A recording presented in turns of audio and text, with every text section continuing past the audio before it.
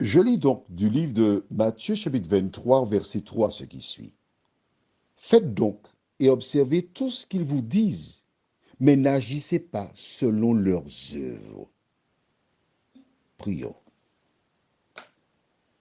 Notre Seigneur et notre Dieu, nous te sommes reconnaissants pour le privilège que nous avons d'avancer encore avec toi ce soir. Hier, nous avons vu que Jésus s'est adressé à la foule en leur disant que les scribes et les pharisiens sont assis dans la chair de Moïse. Et aujourd'hui, il nous donne un conseil. Merci de nous conduire dans la vérité. Aide-nous à la saisir, nous t'en prions, au nom de Jésus et pour ta gloire éternelle. Amen. Que dit Jésus? Je relis le verset 3 pour toi. Il dit, faites donc et observez tout ce qu'ils vous disent. C'est la première chose qu'il dit. En clair, qu'est-ce que ça veut dire? Faites donc et observez tout ce qu'ils vous disent.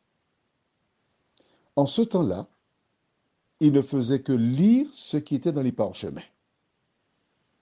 La parole, l'enseignement. Jésus te dit, faites donc. Mais il dit, et observez. Pourquoi il dit observer? Mais il a déjà dit, faites donc. S'il dit faites donc, c'est faire. Faire, c'est observer, pas vrai? On étudie, hein? Nous cherchons, toi et moi, ensemble. Faites donc.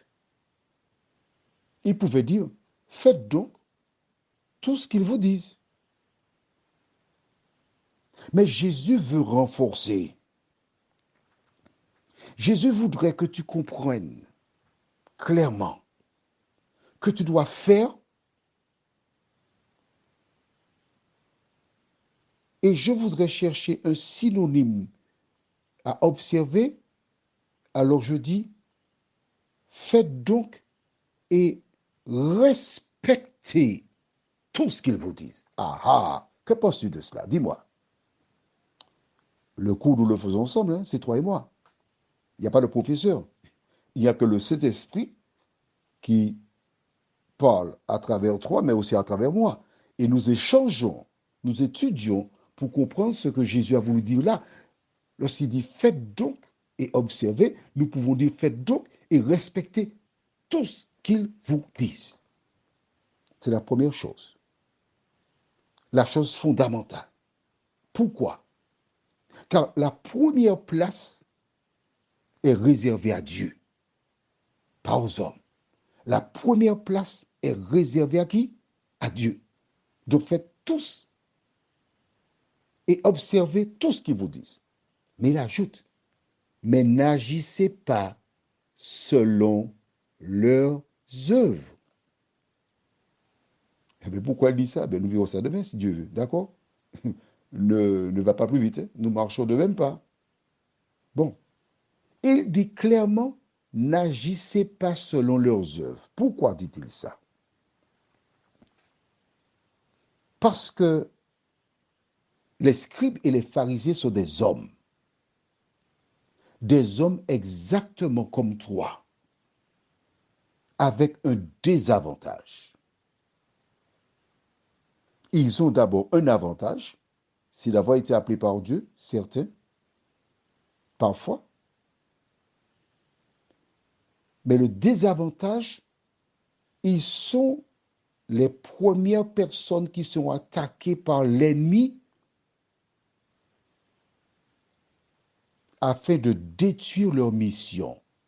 Voilà pourquoi. Et la deuxième raison fondamentale,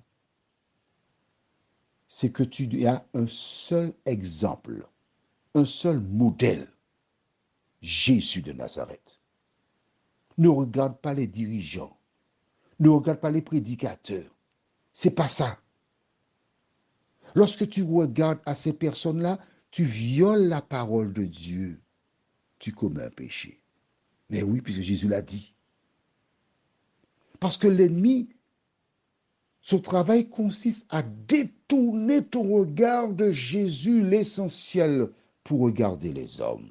Prions, notre Seigneur et notre Dieu, que de fois nous avons succombé à la tentation, que de fois nous avons regardé aux hommes, que de fois nous avons jeté la pierre aux hommes. Seigneur, aujourd'hui, tu nous invites, à travers ta parole, à revoir notre position. Bien des personnes qui paraissent saintes perdront la vie éternelle parce que leurs yeux étaient sur les hommes et non sur Jésus de Nazareth. Merci Seigneur pour ta parole au nom de Jésus et pour ta gloire éternelle. Amen. Je te souhaite une bonne nuit.